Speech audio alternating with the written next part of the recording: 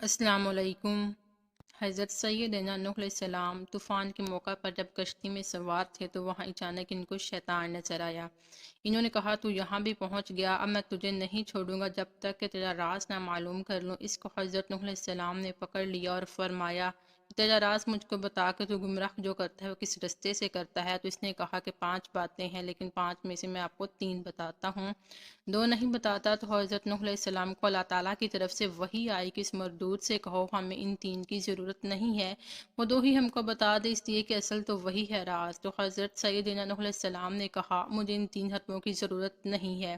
وہ 2 بتا جو 2 تو نہیں بتانا چاہتا۔ تو اب مجبور ہو گیا اور کہنے لگا کہ وہ 2 باتیں جس سے میں لوگوں کو گمراہ کرتا ہوں اور آپ کو بتانا نہیں چاہتا تھا وہ آپ سن لیجئے، ایک حسد اور دوسری حرص۔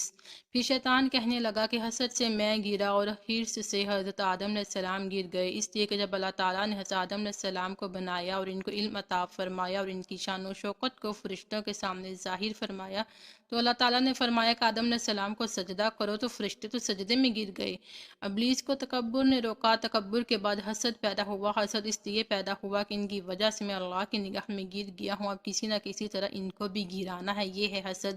جب کسی کے پاس کوئی کمال دیکھے، جب کسی کے پاس حسن و جمال دیکھے، جب کسی کا عطا و نوال دیکھے، جب کسی کے اندر بڑائی دیکھے، جب کسی کے اندر علم دیکھے، جب کسی کے اندر مال و دولت کی فراوانی دیکھی، اس وقت دل کے اندر یہ خواہش کا ہونا کہ اس سے ساری چیزیں چھین جائیں، چاہے مجھے ملے یا نہ ملے، اس کے پاس بھی نہ رہیں، یہ ہے حسد کی بیماری۔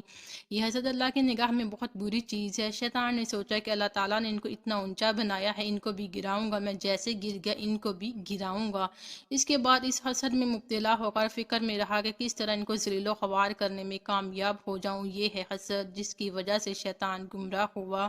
اور حضرت آدم علیہ السلام کو جس درخت سے منع کیا گیا تھا جا کر اس کا پھل کھا لیا تھا، اس لیے کہ شیطان نے قسم کھا کھا کر ان سے کہا تھا میں آپ کو اللہ کی قسم دے کر کہتا ہوں اس درخت کو کھانے کا بہت بڑا فائدہ ہے، اور وہ یہ ہے آپ اس کو کھا لیں گے تو کبھی نہیں مریں گے، ہمیشہ زندہ رہیں گے۔ انہوں نے کہا بہت اچھا، کھا لیں گے، تو حرص میں آ کر کھا گئے۔ اس کو شیطان نے کہا کہ حسد نے مجھے تباہ کیا اور حرص کی بیماری نے حضرت آدم علیہ السلام کو گرا کر رکھ دیا۔